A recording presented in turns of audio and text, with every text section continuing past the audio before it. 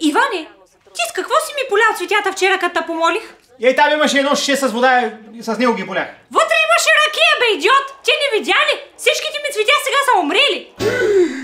Изхабил съм цяло шише с ракия за тъпи ти цветя ли, ма? Ами аз от кога съм ти казала да отидеш на един очен лекар? Сляп си като картоф.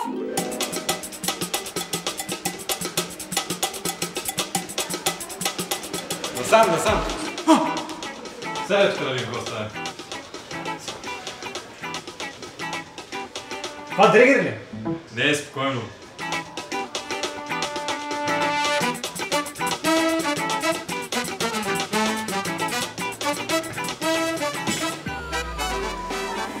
Ами, да.